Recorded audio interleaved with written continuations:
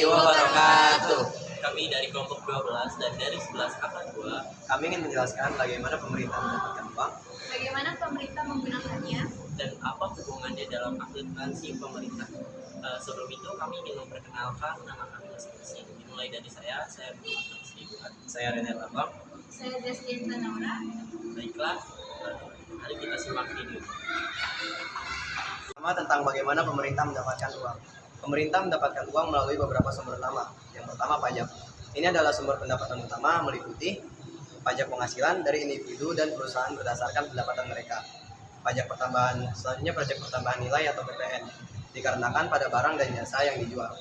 Dan yang terakhir, pajak kendaraan dan properti, dikarenakan pada kepemilikan kendaraan dan properti. Yang kedua, ada hasil sumber daya alam. Pendapatan dari eksploitasi dan penjualan sumber daya alam seperti minyak, gas, dan mineral. Yang ketiga, ada pinjaman. Pinjaman ini meliputi obligasi pemerintah, surat utang yang diterbitkan untuk dipinjamkan oleh investor, dan selanjutnya ada pinjaman internasional dari lembaga keuangan seperti Bank Dunia atau IMF.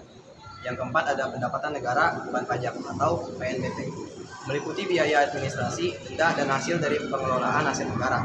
Kelima, hibah dan bantuan internasional. Dana yang diterima dari negara lain atau organisasi internasional untuk tujuan tertentu.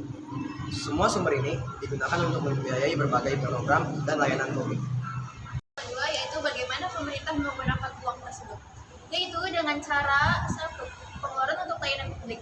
Contohnya pendidikan seperti pembiayaan sekolah, universitas, dan program pendidikan lainnya. Selanjutnya kesehatan. Dana untuk rumah sakit, klinik, dan program kesehatan masyarakat. Selanjutnya infrastruktur. Pembangunan dan pemeliharaan jalan, jembatan, transportasi, dan fasilitas umum. Yang kedua terdapat gaji pegawai negeri. Contohnya pembayaran gaji untuk pegawai negeri termasuk pegawai pemerintah, polisi, dan tentara. Yang ketiga ada kesejahteraan sosial, yaitu bantuan sosial. Dengan contohnya program bantuan untuk keluarga kurang mampu, tunjangan pensiun, dan subsidi. Selanjutnya program pengangguran, yaitu dana untuk mendukung pengangguran dan program pelatihan kerja.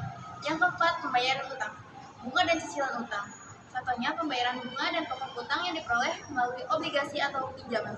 Yang kelima yaitu terdapat pertahanan dan keamanan, yaitu militer dan polisi. Contohnya pengeluaran untuk pertahanan negara, keamanan, dan penegakan hukum. Yang keenam terdapat investasi dan pengembangan ekonomi, yaitu proyek pembangunan. Contohnya investasi dalam proyek yang mendukung pertumbuhan ekonomi seperti pembangunan industri atau teknologi. Yang ketujuh yaitu program lingkungan dan energi. Contohnya konservasi, dana untuk pelindungan lingkungan, dan program energi terbarukan. Yaitu yang ketiga atau yang terakhir, apa hubungannya dengan akuntansi pemerintah. Akuntansi pemerintah berhubungan erat dengan bagaimana pemerintah mengelola dan menggunakan uangnya. Berikut adalah beberapa cara di mana akuntansi pemerintah berperan. 1. Pencatatan dan pelaporan keuangan. Pencatatan transaksi. Akuntansi pemerintah mencatat semua transaksi keuangan termasuk penerimaan pajak, pinjaman, dan pengeluaran. Ada pelaporan keuangan. Pemerintah menyusun laporan keuangan yang neraca, laporan realisasi anggaran, dan laporan arus kas untuk menunjukkan bagaimana dana dikelola dan digunakan.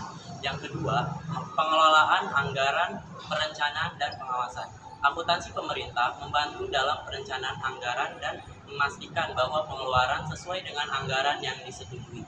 Pengendalian internal. Sistem akuntansi memastikan bahwa dana digunakan sesuai dengan kebijakan dan prosedur yang berlaku, serta mencegah penyalahgunaan. Yang ketiga, transparansi dan akuntabilitas pelaporan publik. Laporan keuangan dan laporan anggaran dipublikasikan untuk memastikan transparansi dan memungkinkan masyarakat serta lembaga pengawas untuk memantau penggunaan dana. Ada audit, pemeriksaan oleh auditor independen untuk memastikan bahwa laporan keuangan akurat dan bahwa pengeluaran sesuai dengan anggaran. Yang keempat, perencanaan dan analisis keuangan, proyeksi dan analisis. Akuntansi pemerintah menyediakan data yang digunakan untuk proyeksi keuangan dan analisis untuk perencanaan jangka panjang. Yang kelima, kepatuhan terhadap regulasi. Mematuhi standar. Pemerintah harus mematuhi standar akuntansi yang ditetapkan oleh lembaga pengatur untuk memastikan keseragaman dan keakuratan laporan keuangan.